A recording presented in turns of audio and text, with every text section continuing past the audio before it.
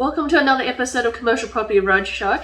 Now, I'm going to take you on some footage of me going to Bairnsdale to a pub in regional Victoria. So this is a bit of a footage of what's in the pub, what's around in the area, so you get to see what's there. But the most important thing is, because in the last couple of episodes ago, I talked about being the pub business and looking at the pub and the servo business, I wanted to show you how pubs work. So it's actually quite lively. There's probably about 4 other competitions in the area, but that's similar, but serve different type of food or different, whether they have, some of them have accommodation, some of them don't, some of them open every night, some of them don't, some of them will have live music. So they're all varieties of it, but there's generally 4 large other competitors with this one as well. But it is very well known, this one. This has been there for over 40 years.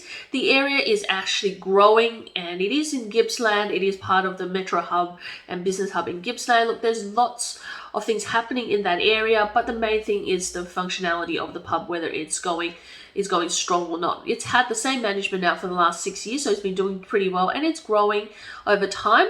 But there's still, if you are going to buy an asset like this, and it's a large purchase, this would be somewhere within the $4 to $5 million range in terms of the asset. You will have to do thorough due diligence to get the valuation done on the actual pub itself, the valuation done on the servo, and then work out if there's enough rent to be able to come back and pay you rent as the landlord. So in this case, they've got the gaming machines, we've got the bistro area, we've got the bottle shop, as well as service station. So let's take the service station away from this, even though you're going to see some footage of it, but let's even just look at it in terms of the pub itself. There's also accommodation as well. So when you're looking at buying a pub, there's a few moving pieces. You need to see if the pub is truly making a profit, and then it's a valuation based on that profit. But also there is a gaming and licensing machine part of it, which means there's going to be a licensing fee you have to pay as well. So you're going to make sure that's worthwhile as well. So you got to, when you look at a pub, look at the revenue of it, because you are buying a property, a commercial property with a business inside, and the business and your tenant lives and dies on how great the manager of the pub is. So if you get a great manager who is driving the pub and making sure there's events and functions, people booking out the rooms, making sure all the food is great, making sure they're doing a lot of promotions in terms of their gaming as well, it means that then the property would have no problems getting the rent, and that the pub is going to flourish, and that it becomes a sustainable business. So you are in this instance really tied to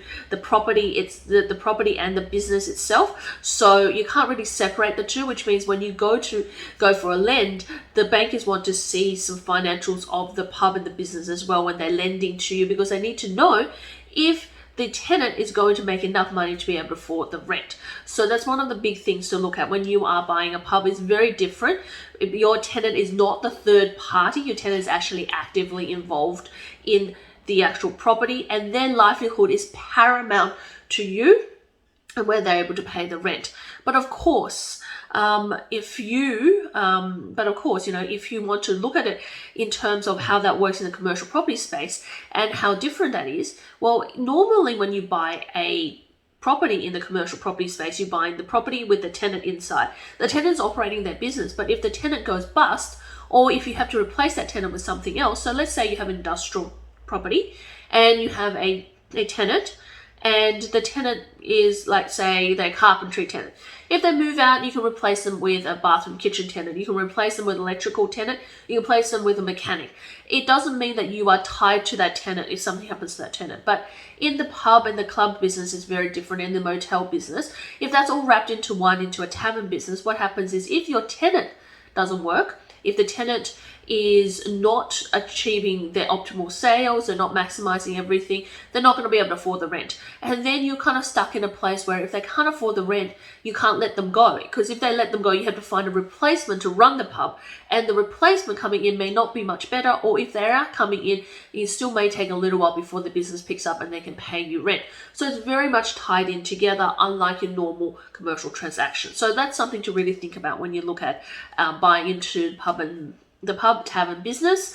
There's also, the sale, the management rights of it, and that's on a totally different valuation. That's part of the business sales, not part of the commercial space as well. So when you go to the bank, it's usually a 50% LVR for something like this because it's a very specialized asset. Because what can you do with that asset later on? You could probably repurpose it.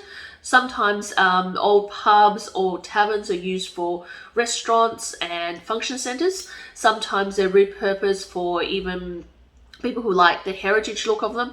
They might be repurposed for, bank buildings, or they might be repurposed for office blocks. But it takes a lot of money to really gut that property and repurpose it. So that's why if you are buying a pub or a motel or a hotel, make sure that you do your due diligence on the actual operators. Make sure you distill from there where exactly is the money coming in from, which section of the business is giving them the revenue, and what exactly are they paying out in wages, and then finally what is their net rent, whether they're profitable and they can afford the rent you're charging on the property as well.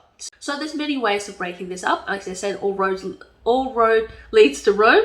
So if you're looking at that and that's somewhere you want to go down and you want someone to give you a guiding hand or mentor you through the process, and especially if you're looking to see if this is right for your first commercial property purchase, connect with me at helentarrant.com or send me an email at helen@commercialpropertycashflow. Until next time, subscribe, hit the bell, and I'll see you on the next episode. Bye for now.